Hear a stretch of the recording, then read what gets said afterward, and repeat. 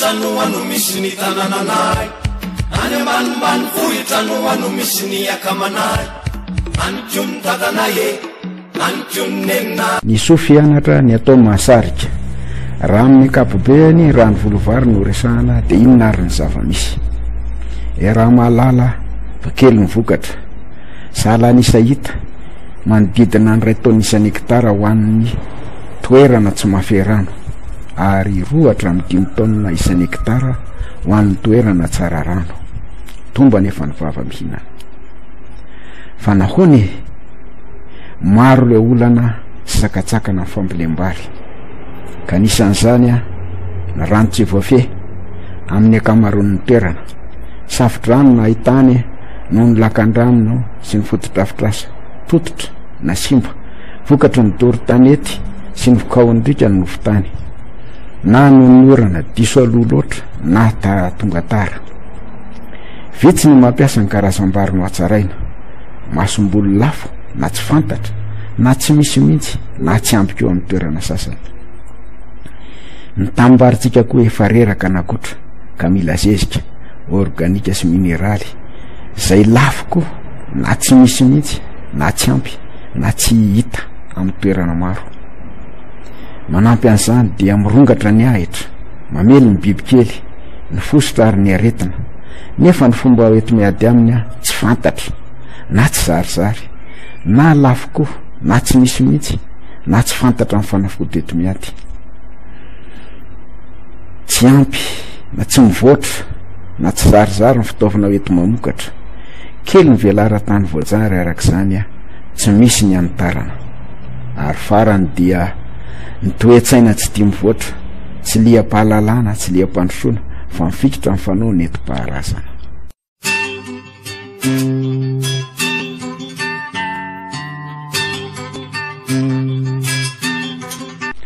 Manoloan'ireo rehetra eo ary ny vahaolana rosonay dia izao manaova volovary manara-penitra, mampiasa karazam-bary no hatsaraina sy teknika-pambolena tena raitra, kanefa safidio araky ny toetry ny tany sy ny fahafehesan'ny rano ao aminy ny fomba fambolena ampiasainao, ary ny fomba enti-miady amin'ireo fahavalo voalaza etsy aloha. Ny vokatra mety ho azy dia iankina amin'ny fanarahanao ireo toromarika voalaza amin'ny fanatsarana ny volovary sy ny fahalalanao ny toetry ny taninao. Izany dia arahana fampiofanana, famelabelarana sy fanakalozan-kevitra izany, ary vala fampisehoana sy fampiarana, ary fanaraha-maso akaiky mandritra ny fitaopandrin'ny vary.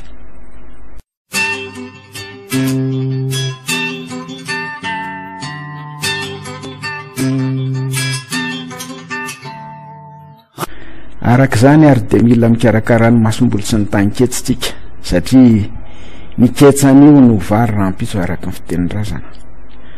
Koa ny masom-bolo voafantina dia diovina amin'ny fampitsingevanana amin'ny rano, alona anaty rano mafana 70 degré mandritra ny 30 minitra, avy eo dia alomana amin'ny rano tsotra ndray andro sy ndray alina, ary ahodika anaty lavaka na toerana mafana eo amin'ny ndray andro sy ndray alina hatramin'ny 3 andro sy 3 alina arakaraky ny vanim-potoana. Noho izany dia masom-boly na ambioka no hatsaraina, salama, vao, madio ary voasedra ny fitsomohany no ampiasaina. Ny momba ny tany-ketsa indray dia misy karazany 2 izy ireo. Ny voalohany dia ny fanatsarana ny efa fanao mahazatra, asiana zezika ny tany, zezika organika io na lafika na komposta, asaina ny tany, osena, lamahana, atao marin-drano tsara, dia tatarana manodidina. Ny faharoa dia ny ketsa-vohitra, tsy mifidy toerana indray io, na tanety io na moron-tsaha na an-jaridaina, zezipako na zezipahatra efa masaka tsara, afangaro amin'ny tany ka atao fatra mitovy. Ohatra, zezika ray sarety afangaro amin'ny tany ray sarety, ary atao foloka hatramin'ny 15 cm ny hateviny sosina. Ny famafazana dia fafy eo amin'ny 9 ka hatramin'ny 7 kilao isaky ny tany-ketsa iray ara no atao, mety afeno tambary pa 4 hektara eo zany, Ny fotoana aretan-ketsy eo an-tany-ketsa moa dia 9 hatramin'ny 5 andro, farafahatarany 3 andro aorinany namafazana.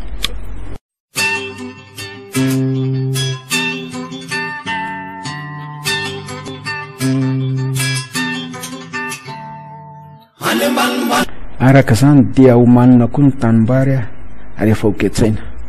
Ko ny asa atao voalohany zany dia ny asa na mivady bainga, atao amin'ny angady na angady tanana na tracteur amin'ny fotoana mahamety azy, izany hoe na manao voly avitra le olona na tsy manao. Ny fandragiragiana indray dia navaky bainga dia ampidirina ny rano, hosena ny tany ka atao amin'ny ragiragy zany na ny hersa na angady tanana na kibota. Rehefa vonona ny ketsa dia indray andro mialohan'ny avotana ny ketsa dia atao voton-drano tsara ny tany-ketsa ary avela itsika mandritry ny alina mba hamora ny fanongotana azy ka tsy hisy tapaka firy ny fakany. Avotana ny ketsa dia entina eny amin'ny tanimbary izay amin'ny rano azy. Fanetsana ara-teknika sy manara-penitra no ataontsika satria mahaiza manetsa ravaly fa hafa ny misy ny malo ny fiteny. Atao marina tsara ny toerana asiana ny ketsa zany tanimbary io. Ketsa tanora avy amin'ny tany ketsa voalaza etsy ambony, ketsa vohitra na ketsa nohatsaraina no aketsa ka atao toratady mielanelana 20 cm amin'ny 10 cm na 20 cm amin'ny 20 cm na 15 cm amin'ny 15 cm ka atao lahatokana na laharoa ary 3 hatramin'ny 4 cm ny alalin'ny orketsa. Io elanela-potitra io dia miankina amin'ny fahalonan'ny tany, ny karazam-bary volena, ny vanim-potoana ary ny fahazoan-drano. Tsara raha andro ray ihany no anetsana ny ketsa voaongotra io andro io. Ano misy ny tanananay, any ambanimbany vohitra no ano misy ny akamanay, anyko ny dadanay anyko ny neninay. Tokony kojakojaina ny volo mandritra ny fotoam-paniriany satria izay mahakolokolo ny tompoko manana ny soa ary ny fahavarana no antoky ny fahombiazana. Ano misy ny tanananay, any ambanimbany vohitra no ano misy ny akamanay, anyko ny dadanay anyko ny neninay. Raha ny fiarovana ny volo indray no resahana dia ny mahery tsy mody ny tompoko tsy ela velona, ko arovy amin'ny fahavalo no masom-boly. Raha mahita fanafody zaza izany ianao tankety zay, arovy amin'ny bibikely sy ny aretina izay mitranga ny voly, mampiasa D6 Benomil na karate na koa mampiasa ny adigasy izay fantatra fa mahomby toy ny voandelaka, ny sakay, ny mony konsoda, na mampiasa karazam-bary mahataty ny aretina na ny tsy fahampiana singa mahavelona na diso be loatra. Namonjy regny vohitra tohatra fiakarana ka niezaka tokoa mba hikaroka ny soa, nievitry ny otafita nievitry retina 10 hatramin'ny 15 andro mialohan'ny jinjana ny tanimbary. Jinjaina ny vary rehefa mahatratra 20 isan-jato na mihoatra isaloha masaka ny tanimbary. Tsara raha otrika kely ny vary voavelezina, hamainina, diovina ary tehirizina sy arovana tsara tsy ho lanin'ny bibikely mialohan'ny ampiasana azy. Mety hatratra 4 hatramin'ny 5 taona isan'ny hektara ny vokatra eto afovoan-tany ary 5 hatramin'ny 7 taona isan'ny hektara any akaiky ny morontsiraka. Araka ny fampiarana ny tory-lalana no hahazoana vokatra tsara, koa mahafoiza kely mba handraisana ny betsaka.